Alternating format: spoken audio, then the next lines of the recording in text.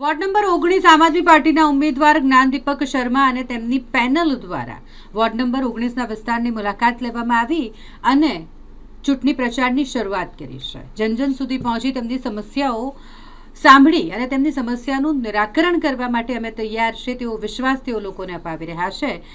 ખાસ કરીને વાત કરીએ તો ડોર ટુ ડોર આ ચૂંટણી પ્રચારની શરૂઆત તેઓ દ્વારા વોર્ડ નંબર 19ના વિસ્તારથી શરૂ કરવામાં આવી છે, જે ઇન્દિરાનગર પીએમ યાદવ સ્કૂલ પાસેનો તમામ વિસ્તાર કે જ્યાં જનતાની મુલાકાત લીધી છે આમ આદમી પાર્ટીના ઉમેદવારોએ કે જે આગામી ચૂંટણી લડવાના છે। ચૂંટણી પ્રચારની શરૂઆત સાથે લોકો સાથે સીધી વાતચીત કરી લોકોની સમસ્યાઓ સાંભળી હતી અને સુવિધા ન મળવા જેવી બાબતોને લઈને તેમણે ચર્ચાઓ કરી છે। રહીએ છીએ ખાસા વર્ષ થઈ ગયા, જન્મ જ અહીં અમારો થયો છે, પણ અહીં કશું ઉકેલ આવતો નહીં, પાણીની લાઈન નહીં આવતી, ગટર ઉભરાય છે, ગટર સાફ કરવા આવે છે તો બરાબર સાફ નહીં કરતા, એવું ને એવું કચરો અંદર રહેવા દે છે, પાછું બંધ કરીને પાછા જતા રહે છે। આ રામનગર વિસ્તાર છે, 19 નંબરમાં આવે છે। એ કોઈને નહીં ઓળખતા, એવા તો અલગ અલગ બધા આવે છે, એટલે બધા પૈસા આલીને સાફ કોર્પોરેટર વાળા આવે છે તે પણ એ બરાબર સાફ નહીં કરતા, તો ગાડી ઉભી રાખે છે, પાઇપ નાખે છે, પછી પાછું થોડું પાણી જશે પછી કાઢીને પાછા જતા રહે છે।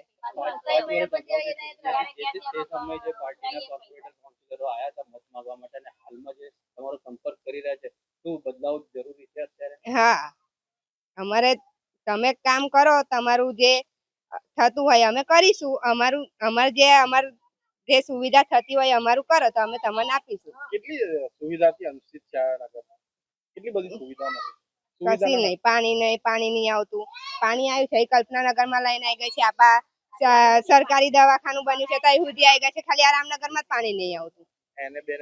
એને નહીં, એને પણ નહીં મકાન, કે એને ના પણ પૈસા ઉઘરાયા હતા, પૈસા બધા ખાઈ ગયો પાર્ટી, પૈસા એને પણ નહીં થયા મકાન, 3,000 3500 રૂપિયા આલ્યા હતા। કેટલા મકાનો? હા, એ તો ખાસા બધા હશે मकानों। रामनगर।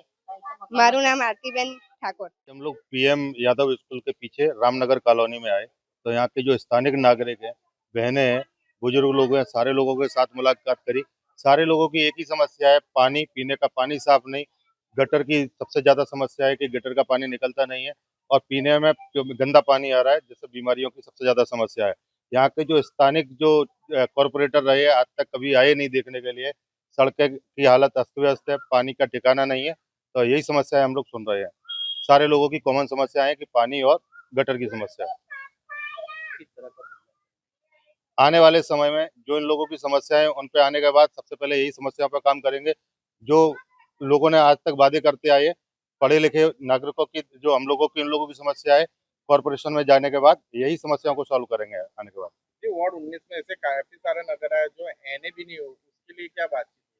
एने के लिए इन लोगों ने 3 बता रहे, 2 तो 3-4 साल से उन्होंने फीस जमा करके रखी है, लेकिन कोई सुनवाई नहीं है। कारण क्या, टेबल टू टेबल फाइल घूम रही है और काम आज तक हो नहीं रहे हैं। तो इलेक्शन में कॉर्पोरेशन में आने के बाद सबसे पहले इनका एने का काम हम लोग कराने वाले हैं।